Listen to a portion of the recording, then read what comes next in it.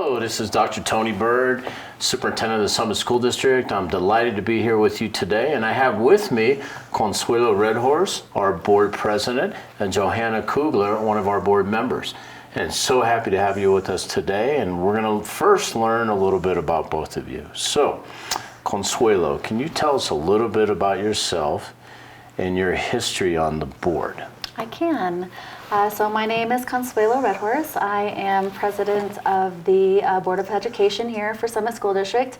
I have been, which I recently stepped into in this July, so I'm about 3 months into my service as president. A little bit about myself. I have been in the county for 12 years.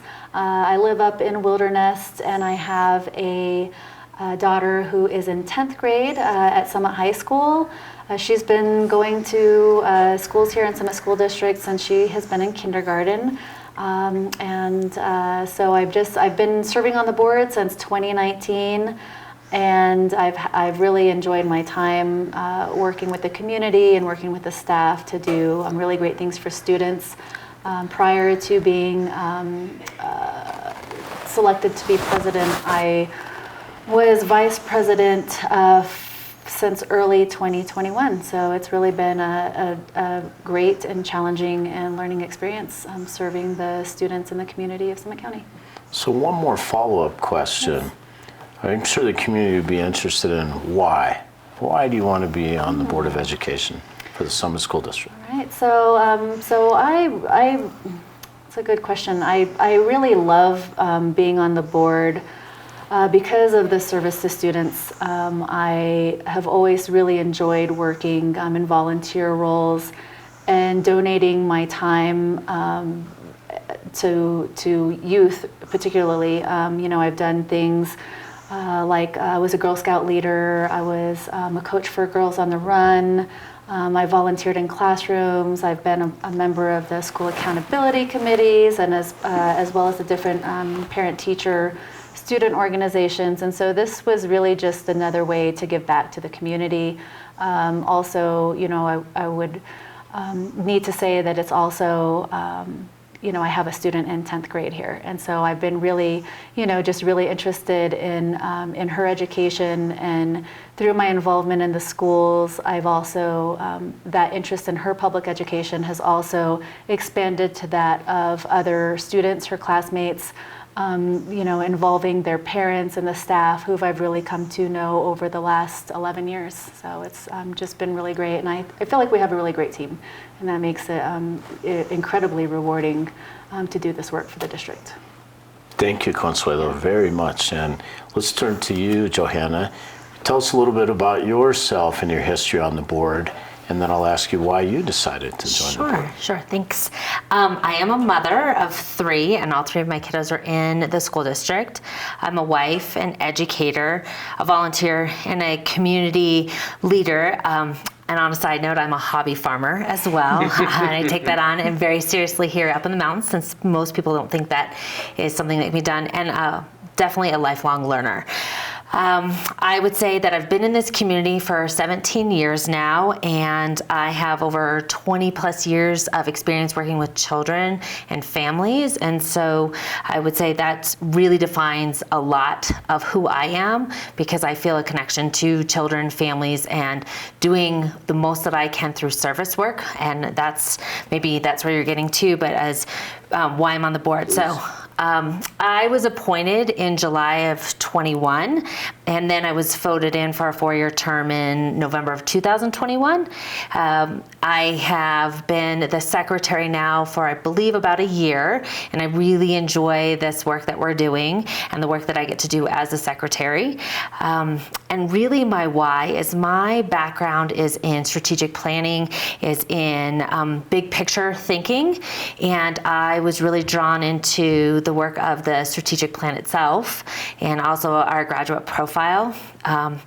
One of the projects I did on my master's, so I have a master's in administrative leadership and policy studies in early childhood education, and I'm currently working on my PhD in education. And a lot of the work that I did was looking at a whole child and a whole team. And what I really mean by that is a child has many aspects to them, and they're not just a test score, they're not just a sport, they're not just a one section. They are looked at in many, many facets. And so even when we look in early childhood, there's so much that's encompassing when we're doing assessments, when we're doing screenings, when we're just doing learning at all levels. And so I really think of looking at a whole child, and that's how they'll be successful if we really take that as the big picture. And then when I talk about a whole team, I mean that when a child walks into a classroom, they're walking in with their background from their community programs that they're involved in, with their parents, their grandparents, the friends that they have. Are they hungry? Are they happy? Are they secure? Are they not?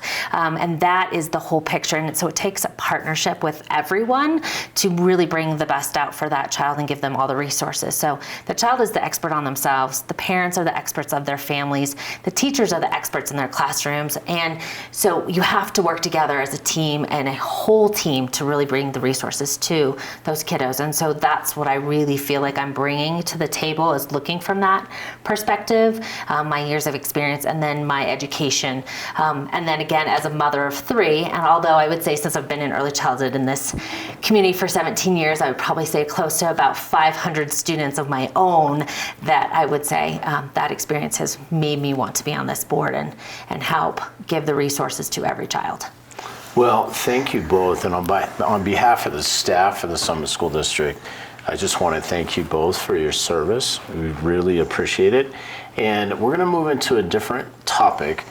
There's this thing we now call policy governance. And I know we made this switch, or you made the switch as a board in the spring. And I, as a superintendent, have really appreciated this switch. But for the people that are listening today, how would you describe to them what is policy governance and why are we embarking on this journey? And that's for either of you or both. So, if you don't mind, I would say really in all the research and the reading, and mind you, Consuelo, have done a ton of it as well. And I first want to thank all the board members, but Lisa and Consuelo, you guys have done a ton to help us work through this, and we have a wonderful coach who's helped us too. But I would say at its core, I've really liked that policy governance is there to ensure that our Summit School District students and staff achieve what we say we're going to achieve, and then really avoid what we should be avoiding. And it gives very defined barriers and allows the staff to be creative in how they get things done, but also effective and efficient.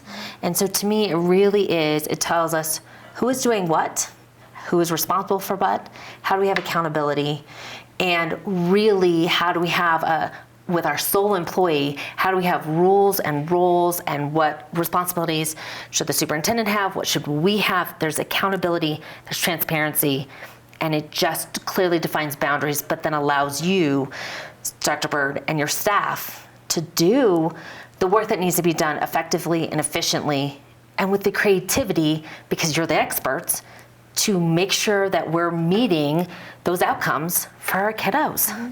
Yeah, I think Thank you very much. What would you I think that's, Johanna made a great start to introduce policy governance to the public and the community. I think a couple extra things is, and I feel like you touched on them some, is it really focuses the board on students, and I know that we have been focused on students, but this governance structure and this philosophy really it requires us to go back again and again and again and be sure that we are student-centered. Another thing that I think is really important for the community to know is that this is a continuous improvement sort of structure of governance. And so every year we're going to be looking at what did we do well, what didn't we do so well, where are some areas of growth, where do we have some outstanding performance, and document those so that in the coming years we can say, all right, we knew that we had some challenges, we knew we needed to make some growth, and so now here's what we did in order, and we want to show it to everybody and shine and be excited about that work. So I think, again, as Johanna mentioned, it allows the creativity of the staff and Dr. Bird and his team to do what they do best, and that is be educators, and rely on that expertise. And it also keeps the board, very high level, out of the weeds, to make sure that we're really looking at higher kind of vision, guidance there. So it's been a really exciting move. We're still learning, and I think that's pretty apparent. But that's part of doing a great job and being part of a teaching and learning community, is that we are continuing to learn. Yes. So, yeah.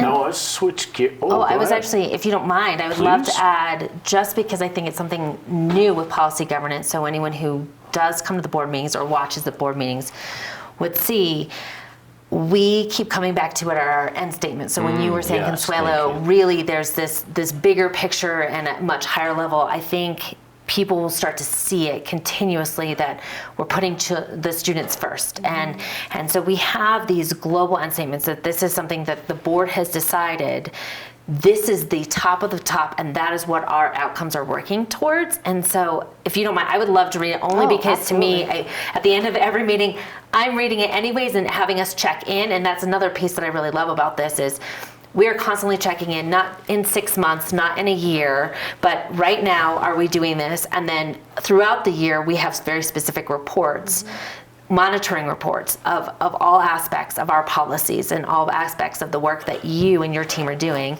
So really, our board global end statement, we put, every student will achieve academic and personal success to belong, thrive, and foster civic engagement and socioeconomic agility in an ever-changing global community.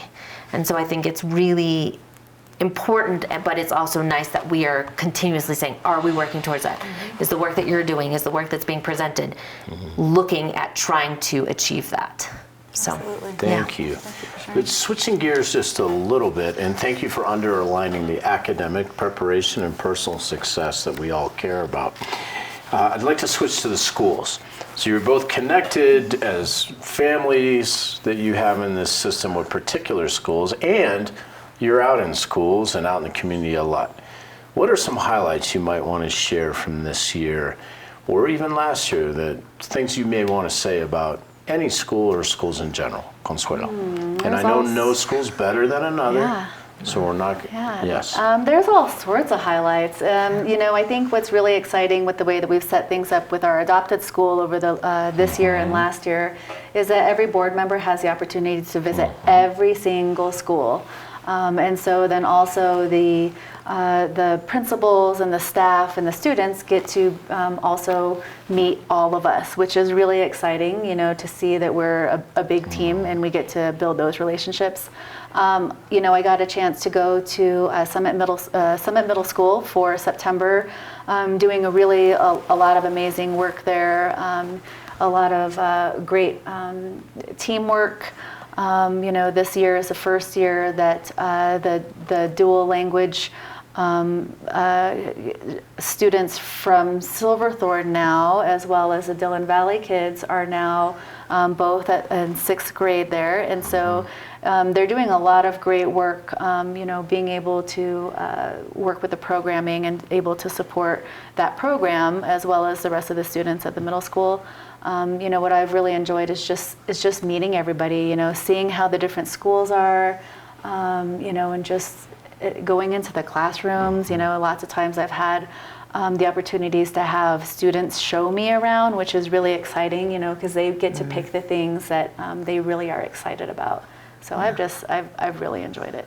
Thank you very much. Johanna, what would you add from your school experiences? So I would say that I've loved going in and seeing all the additional schools. I have 2 children at Dillon Valley. One's in 3rd grade and one's in 5th grade, and then I have one at Summit Middle School. And I would just say it's a wonderful experience going out. So I actually have my school meeting next week at Silverthorne Elementary, and so It's exciting because it's also allowing the principal to choose the time, and I'm going to be going during an assembly where they're talking specifically about IB. And that's a great way to see how does it connect all the way through the Summit School District, because IB is a concept that our entire school district has.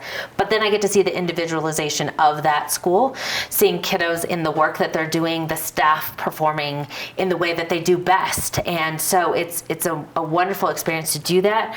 I would say that I was just recently at our master planning meeting at Dillon Valley Elementary, and that was a great plan because I had seen similar presentation at our board meeting.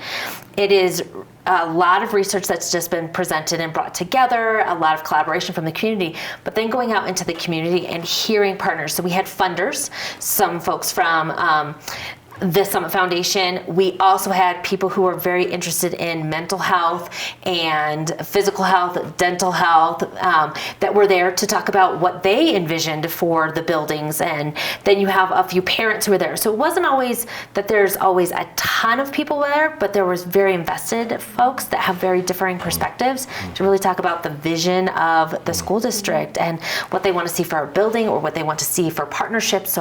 So I think it's been a great experience to actually go out to schools when students are there, go out to schools and be there when there's parent meetings. It's been a wonderful experience, but very much a learning experience too. And there are definitely aha and eye-opening moments as well.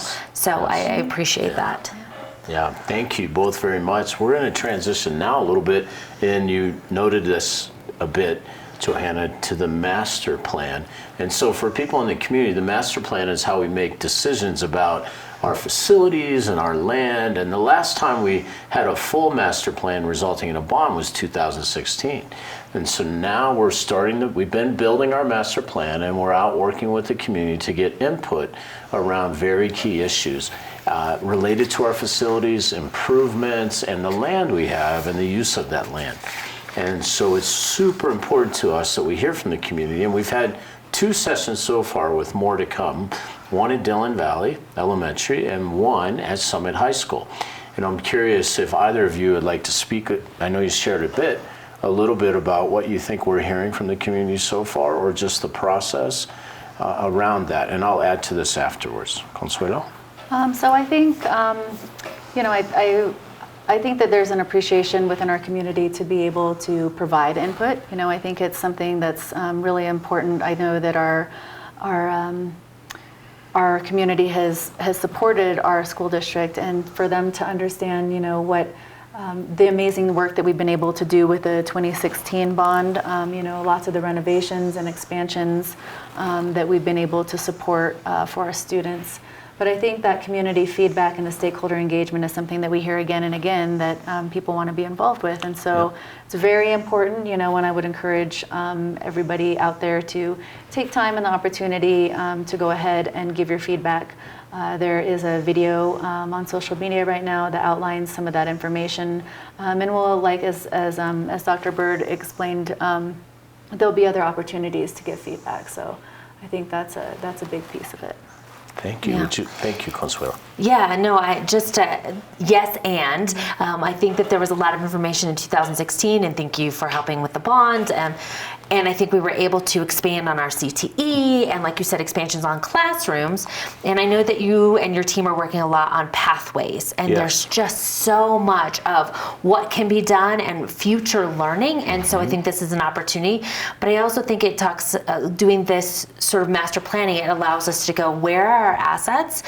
Where are our strengths? What's working well? What has morphed into something new and opportunities that we didn't even see in 2016. And so the community input is incredibly important. On the other side of this too, I think the research and the data and the information that is coming out of what our staff needs, our students need, along with our community partners need, to make sure that our students are very, very successful. So I think the more data that we have, the better. And then I have been, as you mentioned, process. I've been very impressed with the process, and I think there's a lot to look forward to. So I appreciate that you've been going out to the community, you've been reaching out to community partners and other people that have already had some input, and then looking at the history. looking at the data, and I look forward to seeing those feedback loops to those people who are Yes. giving input. Yes. And I think that the more opportunity people can have to come out and give that feedback or to be educated or learn would be great, because ultimately I think we all want what's best for our students and for their future. Yes. Well, so I'll peel the onion back a little bit on a piece of this. But before I do that, I also want to make sure, I forgot to mention that we have a group called Consejos de Familias Hispanas, and we also brought this to the group, the input on, and it was very helpful, very eye-opening around our master plan and land use. One area that's relatively new for us is exploring housing. And we completed a housing survey, as you know, and it was very clear that we need housing, and that is a big for our staff, and it's a big trend across the county. It's been in the Summit Daily almost every day in the last week. So when you think about the housing efforts, what comments might you want to make on that front? Consuelo. I think, again, as we look at the housing survey, that we know that that staff, that it's very supported by our staff. I think that's important for the community to know that this is not something that's coming, directly from the board or the superintendent or facilities. That this is something that is a collaborative input, and we need it for our staff. I think one of the things that is also important is that we, when we want staff to be able to be here for a long time. We want our staff to be able to, we want our students to be able to have that consistency and to build those relationships. I know how important it is, even for high schoolers to be able to go back to their old elementary schools and be able to see their favorite teacher, or to see, their first grade teacher at the grocery store or at concert in the park. So I think that that's really important, providing that consistency, as well as having, our staff be able to continue supporting each other and to build those pipelines into building leadership in other positions. So I think that this is a really great way of making sure that we can support our staff, and ultimately in the end, they can best support our students. Thank you very much. What would you like to add, Johanna? And I absolutely agree. I think that was very interesting part of this process, and through the housing survey from our staff, was that there was multiple areas of need and how to do this. And so we don't want to look at this as just a tool for recruitment. Yes, we would like to recruit the best of the best, but we also need to retain our best of the best. And so that there was also different stages in our staffing's lives, where some need housing now, right away, and they don't mind having roommates. And then there's some that say, hey, I'm ready to start a family, or I have a family and I'm ready to move forward. And how do I stay? And so I think it's a multifaceted area, and there's not just one right answer, but I appreciate that we're at least looking at this as a recruitment and retaining tool. And it's also showing our community that we support a whole person for the whole community, our learning community. And so I think that's really important. I would say that my biggest takeaway, and I hope, and maybe you can help refresh me on this, but we have now, based on all the information that came from the housing survey and the master planning, and again, data driven, there is a one pager that's very specific to it, and it talks about the priorities. And so as long as we keep that at that core when we're making decisions, and when we're going out to the community to look at partnerships or ideas, really, we come back to what is the priority of what the staff said and what the data has said. And so I think that's a great tool, and anyone that's interested, remind me, where can they find it? Because I know where I have it, but... Yes, so if the community is interested in finding that, right now it is, it's with our meeting documents. So we had a brief, Dr. Bird provided some brief comments on it, and an update on our master planning work at our September 7th meeting. So if the public wants to find it, right now it is in board docs, There's a link to it on our on the Board of Education page on the website. So if you just go look at the agenda for the September 7th meeting, it will be in the agenda topic for superintendent comments. Perfect. So board docs, the September 7th agenda in the superintendent comments agenda topic. Thank you. Thank you. Thank you. Thank you. Yes. I'm going to switch a little bit here over to student performance, which is obviously something that understandably the community thinks a lot about, and as a superintendent, I think a lot about. And there is something called the performance framework in Colorado for every district. And I'll just highlight a couple of things and then ask you all some questions. So the preliminary results are out for these. That comes usually in September. The final results will be issued in December. At this point, the Summit School District is rated accredited at 59.9, and that's up 4 points from the previous year, which is very good.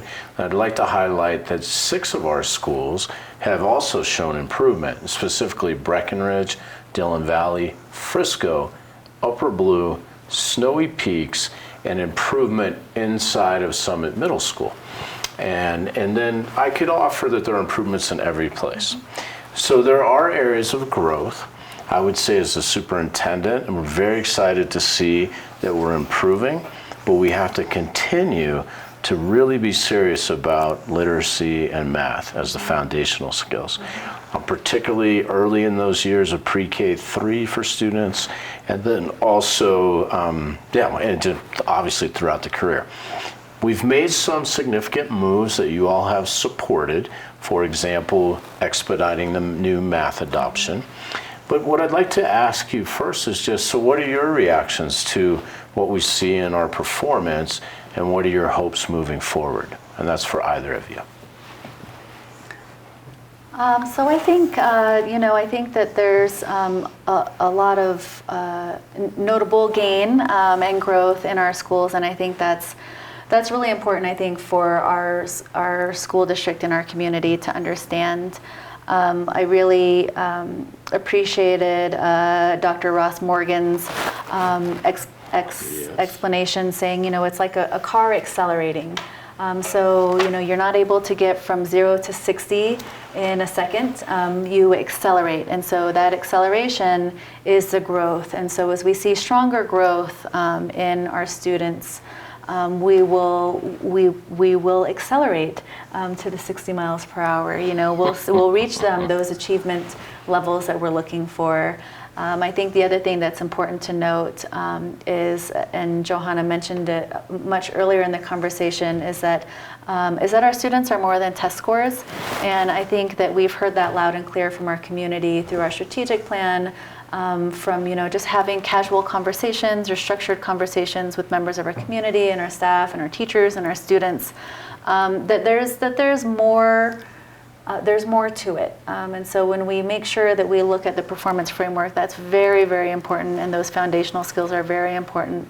And we also know that our students need to be able to have the social, emotional portion of it, and be able to feel strong about the work that they do, feel proud of what they're doing, and also to be able to exhibit some of those graduate profile skills that will help them excel, while also using the academic portion of their education. So it's a lot of big work, and I know I credit the staff and our teachers, for putting everything into every single day to make sure that our kids are accomplishing and growing. Yeah, thank you for that. And Johanna, what would you add?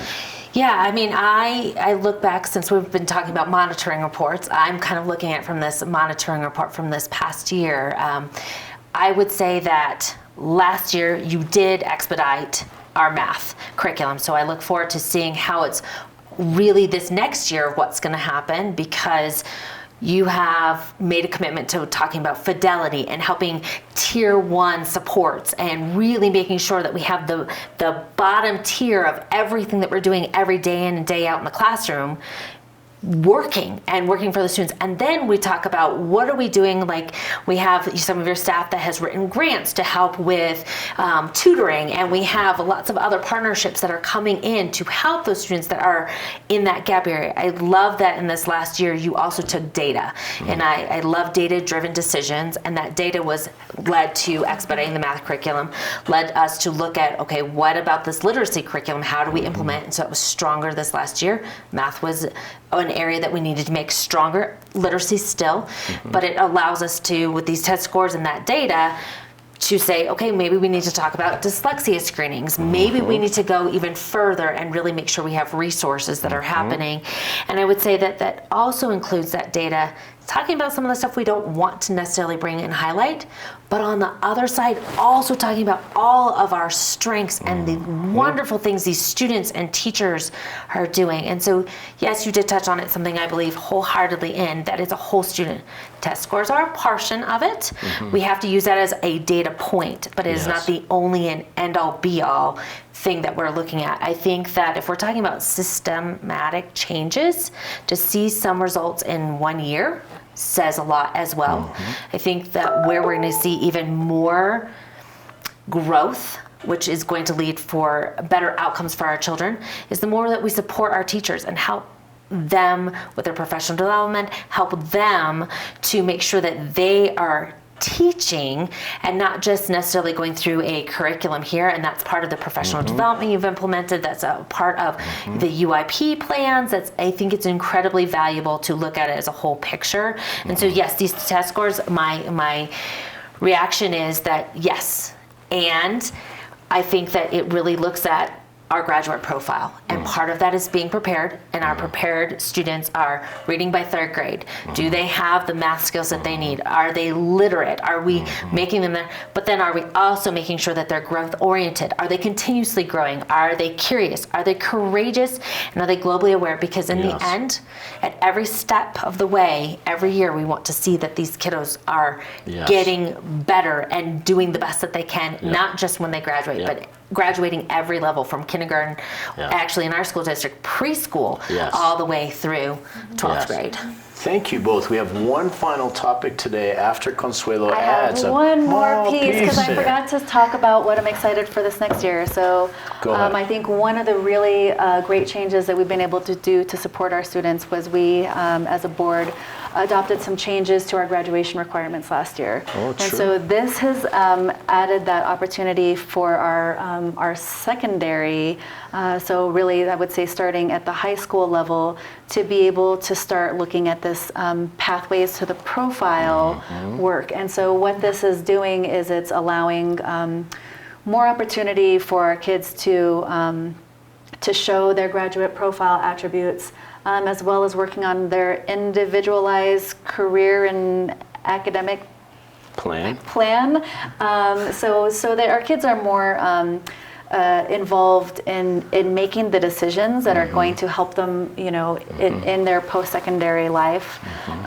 So I think that's also something that I'm really excited about, and I'm also excited about some of the work that the staff has been doing on being coherent, and being able to focus on doing things very well, and then as well as increasing, I would say, rigorous engagement with learning materials for all of our students on all different levels. So I think that's really exciting. As Johanna mentioned, it's not just going through a workbook or doing worksheets, it's actually understanding and really building a really solid knowledge base of things that are being taught in the classrooms.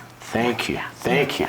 And I could say a lot on these topics as a superintendent, but let's just say I agree with both Johanna and Consuelo. We're going to go to one last topic today, which is attendance. So during COVID-19 and then post-COVID-19, there's been an epidemic, frankly, across the country in students going to school for a wide range of reasons, and that's impacted our district as well. And so last year we noticed some attendance challenges, and we put a new plan in place, and we're very excited about it. It's called Be Great, Less Than 8, which essentially is saying get to school every day, no more than 8 absences per year. So I guess not quite every day, but almost every day. And research has shown if you're in school, your chance of succeeding after high school is much higher. And in fact, if you have a pattern of 10% or more absences, you're much more likely to drop out of school. So we've been very intentional about this and messaging it everywhere. And I want to thank the community for your support on this front. And I want to thank you as a board, because one of our big steps to get there was to have more bus drivers and increase their pay to recruit more so we can get more students to school. But what comments might you have on the Be Great Less Than 8 campaign for attendance? I think it's a snazzy saying, for one. I think that's pretty cool. I would say second, as you alluded to, Dr. Bird, is that, I would say chronic absenteeism, which I believe is 10%, missing 10% more of days, it is problematic. The less time that our kids spend in the classroom, the less opportunities they have to learn and engage and collaborate. And I think that, as you also mentioned, that good attendance is a good indicator of educational success as well. And so I think that that's really important, and I also know the importance of having it be a collaborative effort. It's not just a teacher and student issue or just particular to an individual school. We need the buy-in of family members. We need the support of our larger community. And we need, those conversations to happen at the dinner table, on drive homes, over the weekends, about how important it is for our students to be in classrooms and to actually want to be here. I know that our staff in our buildings are doing some really good work in helping to create the type of environment that students want to be here and be encouraged and excited about coming to school. Thank you. Johanna, what would you say? And then I'll close this up for today. Well, first I would say, again, data-driven. I appreciate that your team looked at and did an audit to see that this was a major issue in the school system and has been, and I don't know if you as parents have noticed, but we are getting the data every Friday. This is where it is with this Be Great Less Than 8. So different schools are at different percentages, but they're up, and I think drawing the attention to it has been great. So again, that data-driven to let us know how important it is.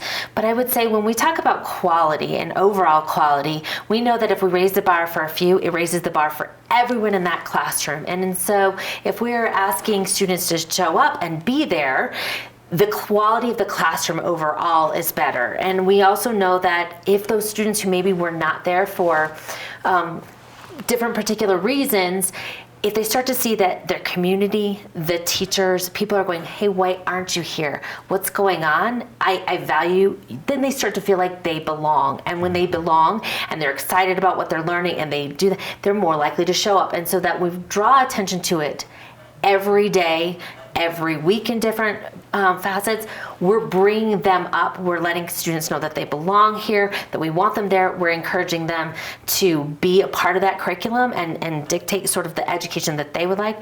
But then it allows for higher quality education because they can go deeper into the topics. The whole class is going to really succeed. And so overall, it's just snowballing into a better product, and the data will tell us next year as well if we really put our focus on that. So I think you were right, Consuelo. It's not just one area. Yes, bus drivers were a phenomenal, very quick way to get students in their chairs, but it takes, admin staff showing up and standing at doors going like, hey, where are you going?